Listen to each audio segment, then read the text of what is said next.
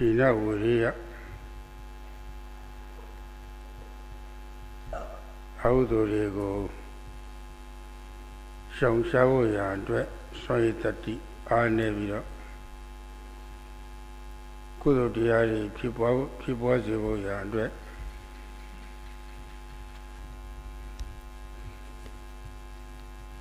Yesterday, Sayadaw spoke about Hina Virya, how when one lacks the courage to avoid unwholesomeness, akusala, and lacks the courage, the effort to develop kusala, even living 100 years, this is not valuable at all. But on the other hand, when one knows what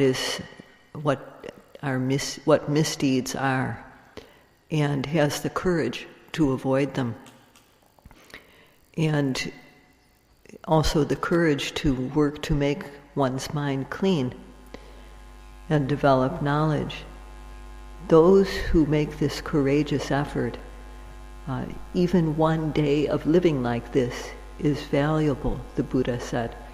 And Sayadaw mentioned this as a way of encouraging the yogis, to inspire the yogis to develop this. This is a very satisfying point, and it is also realistic.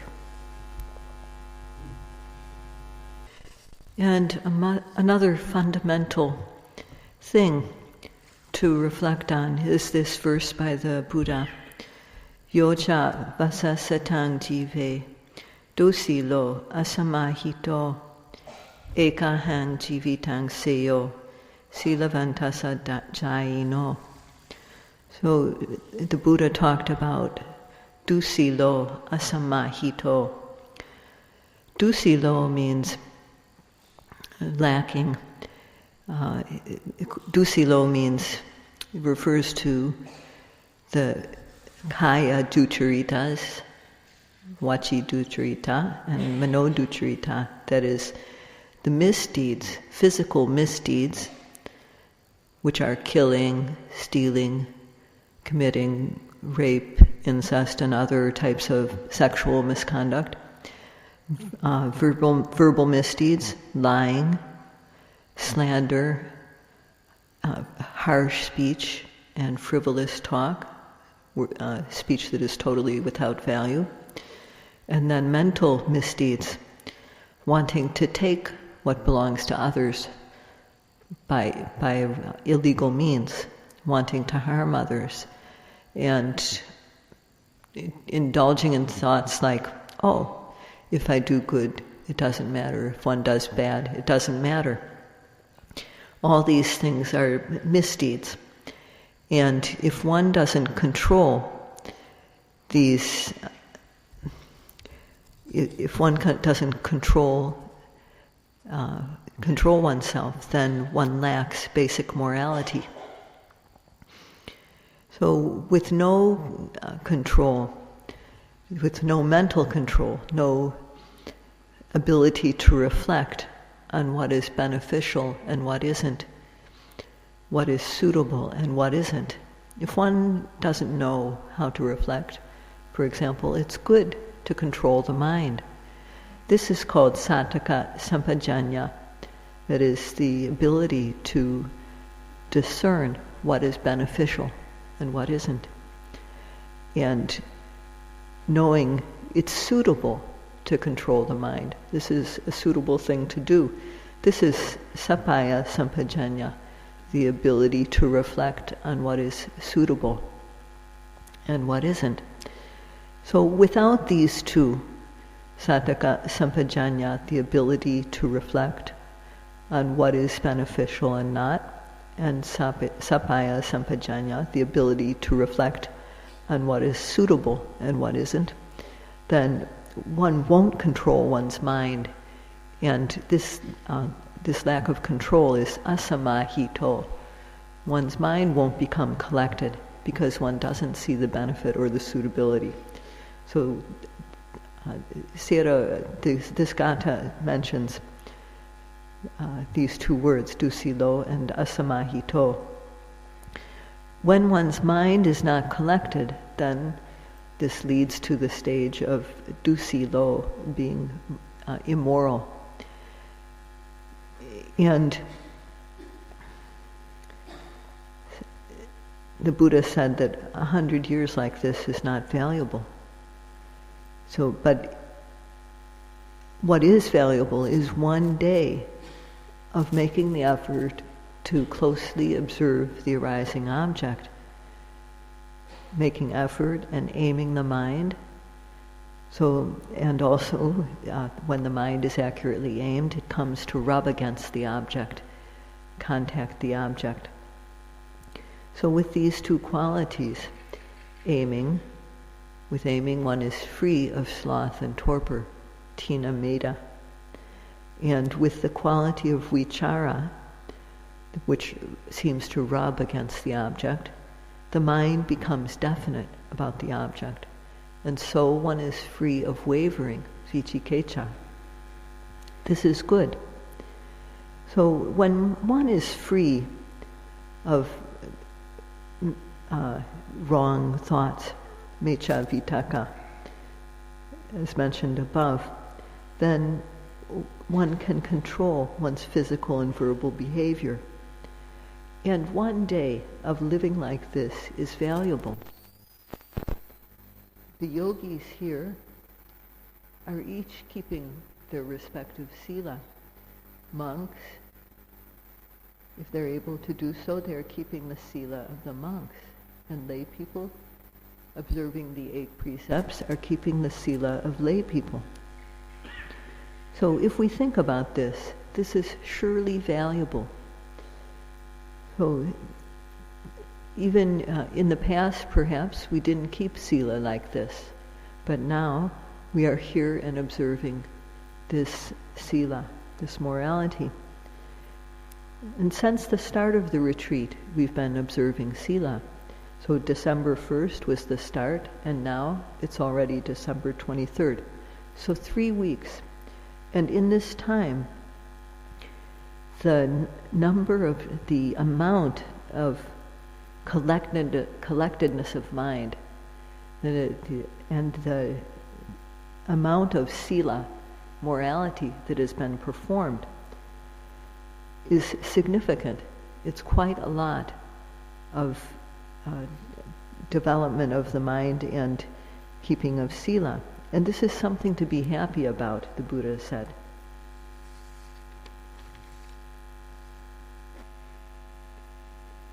With the method of satipatthana, we have gotten a lot of profit.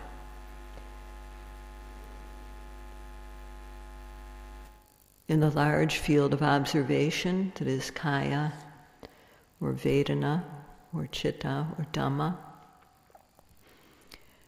the newly arising object.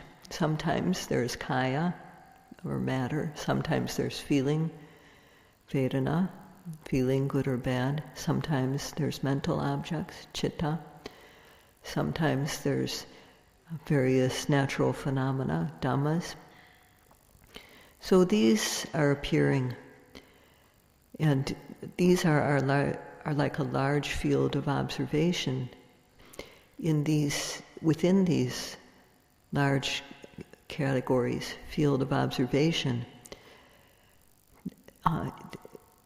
when there's effort to observe, in the practice we make effort to observe each newly arising object. And to the extent that one makes effort, one is a yogi. One has this quality, atapi, this long I on the end, the E. It means that one possesses this effort, but not just normal amount of effort. It indicates that there's a lot of effort that one possesses. So, because one has to do this observation, apply the effort second after second.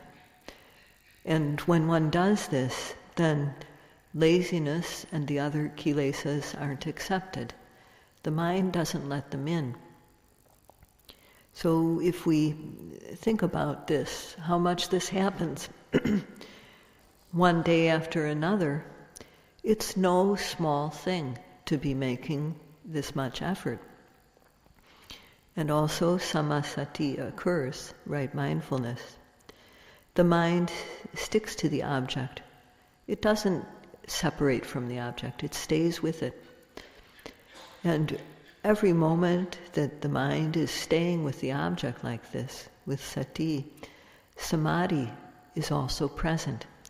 So one moment after another, samadhi is also there. This is no small thing.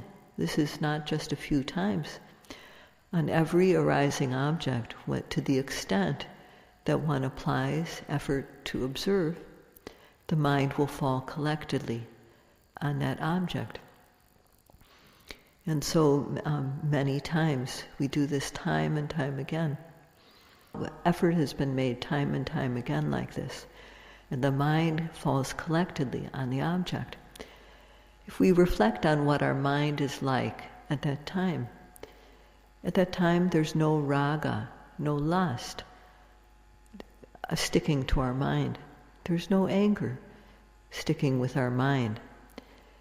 And when we have the mind that is free of these kilesas time and time again, then the mind becomes collected and knowledge starts to arise. We start to know the true nature of nama and rupa.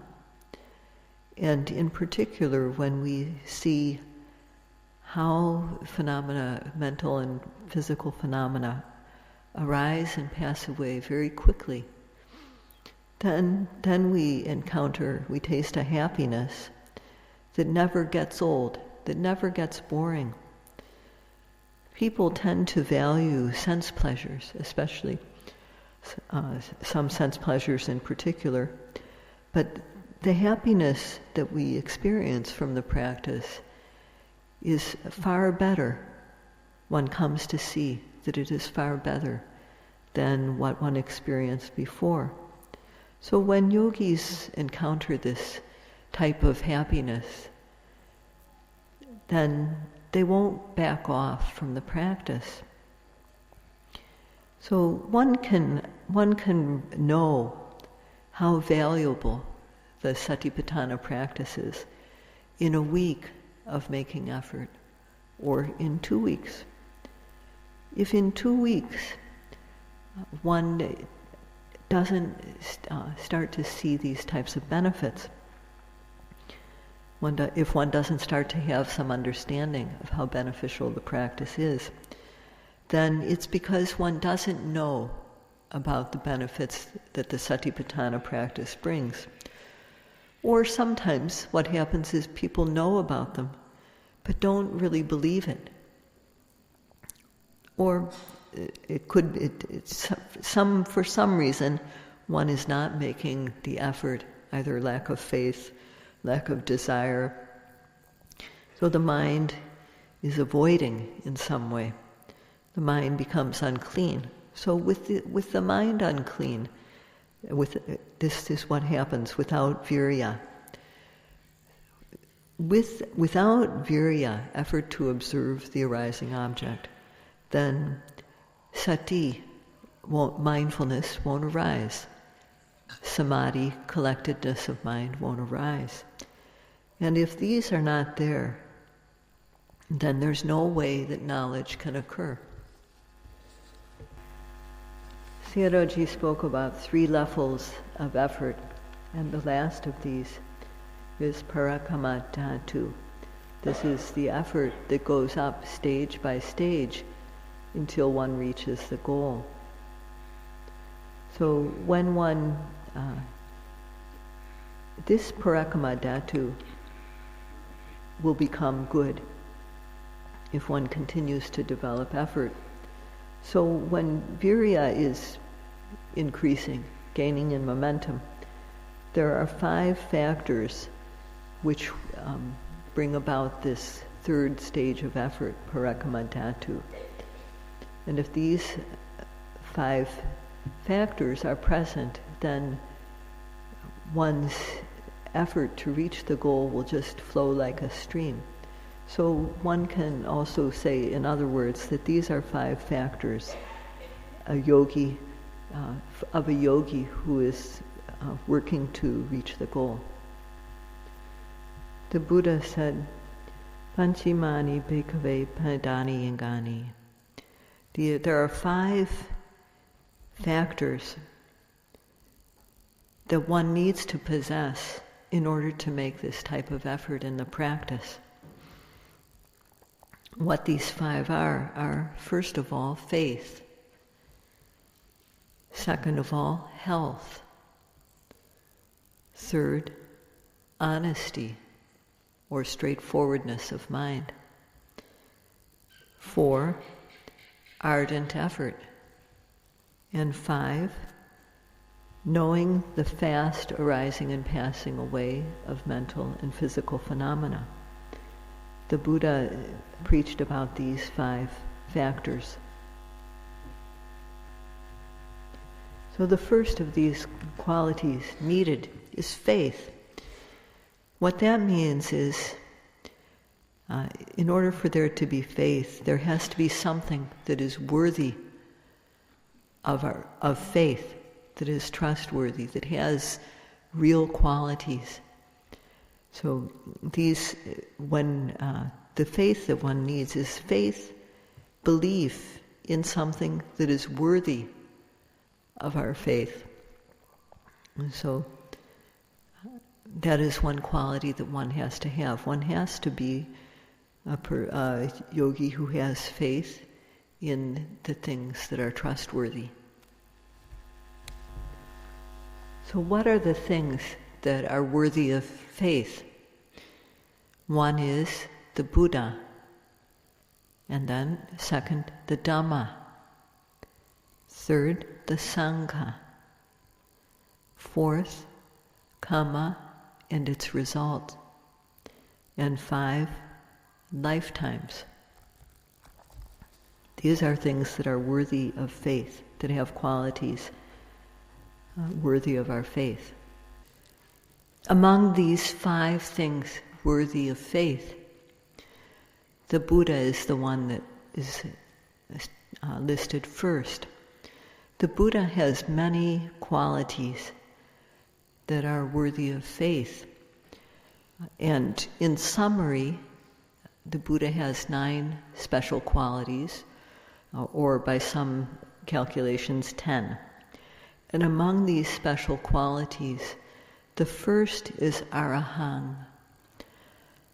No matter how much lobha, dosa, moha humans may have, no matter how base humans may become, no matter how much people may be inhuman or lack a human mentality or lack knowledge, the Buddha knew that at the base of this are kilesas, the lobha, dosa, and moha.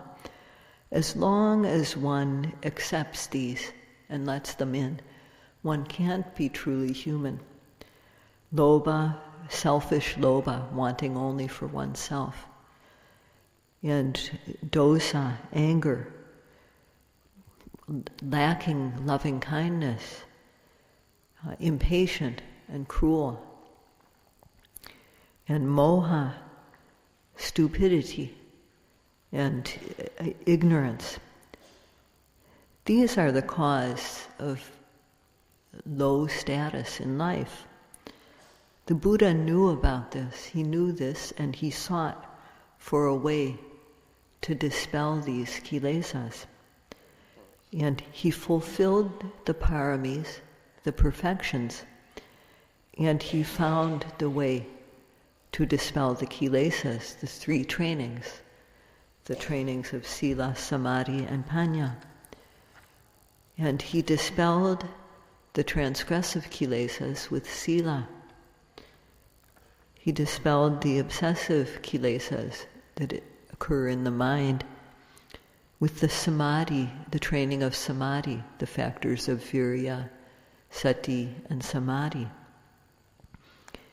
And he dispelled the latent kilesas, the seeds for all kilesas that lie dormant, with path knowledge. So the Buddha dispelled all the kilesas that had been following him throughout lifetimes.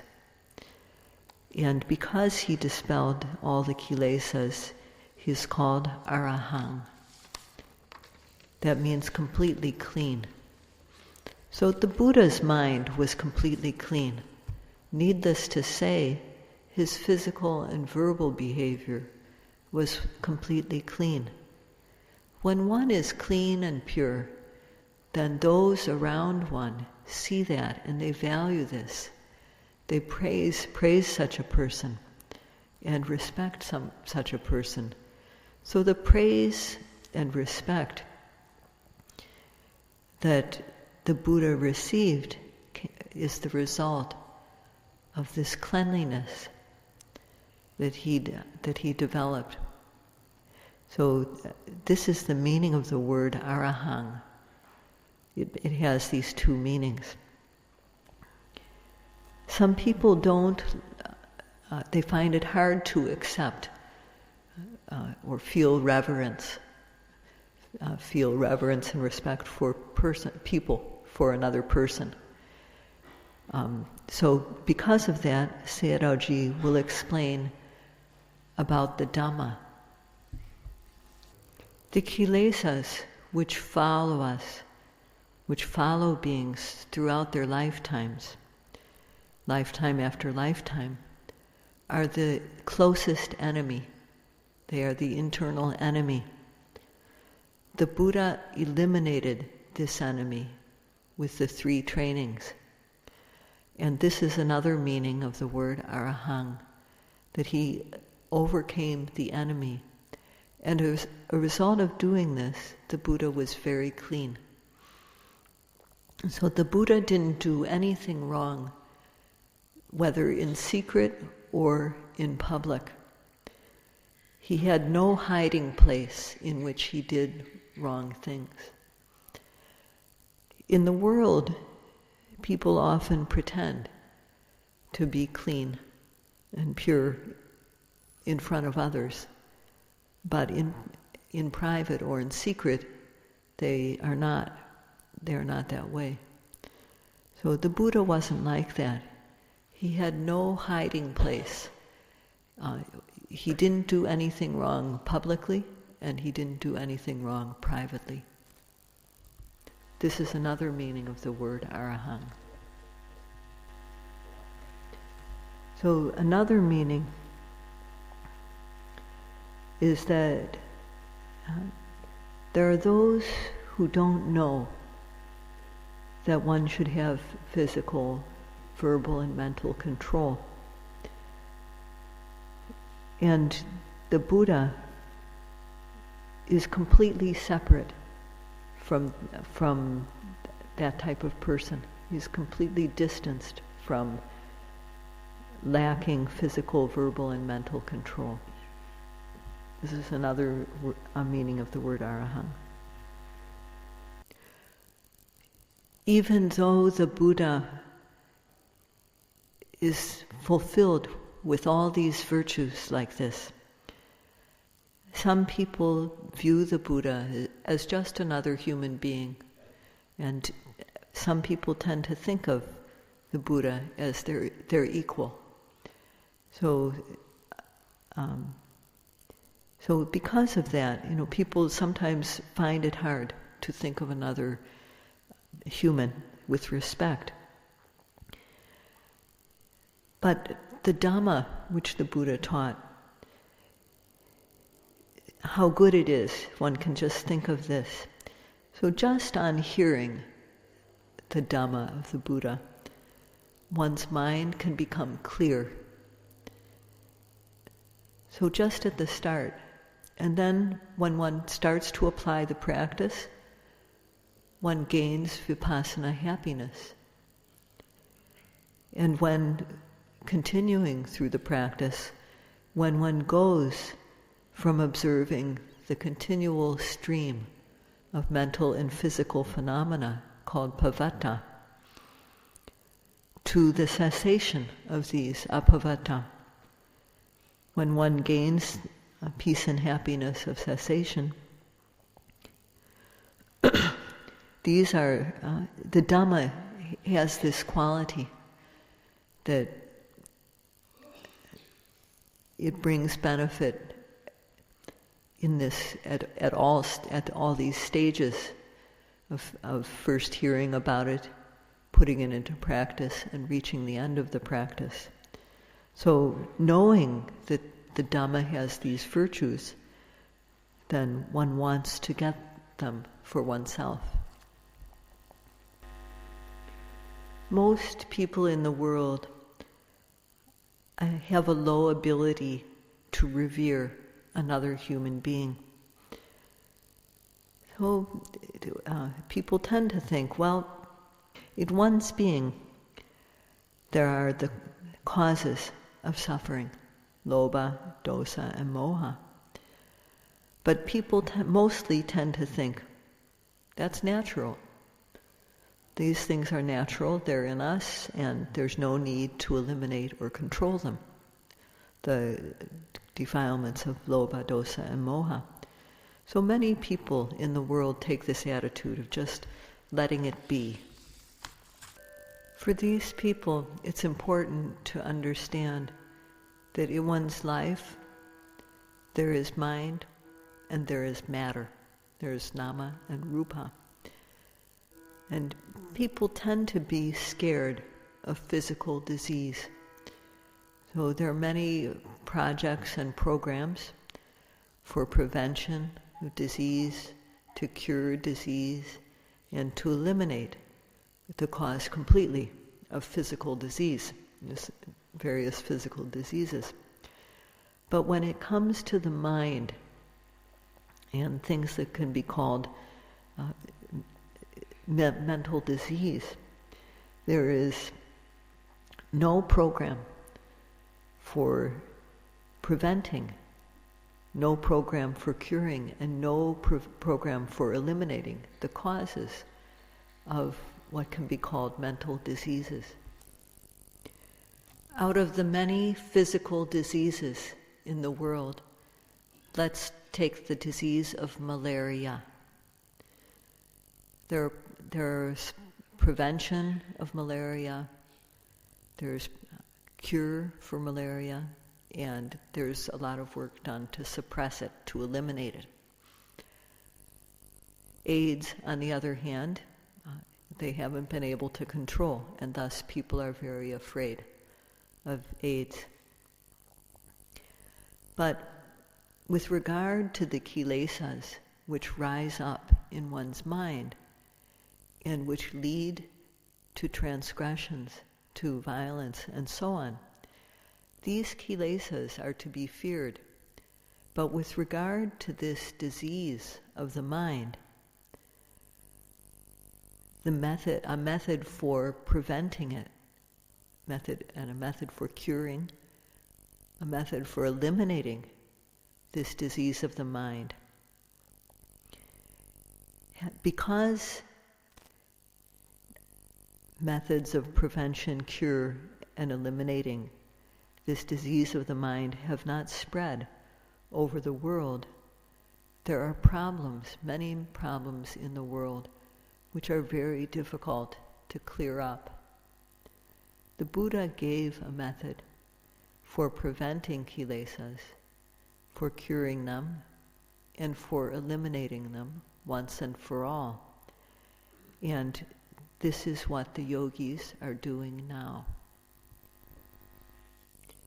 In the world, no matter how high a level of education there may be, no matter how wealthy people may be, no matter how healthy or how good one's social relations may be, as long as people don't seek a method for preventing this mental disease, for curing it, and for eliminating it once and for all, they won't find happiness.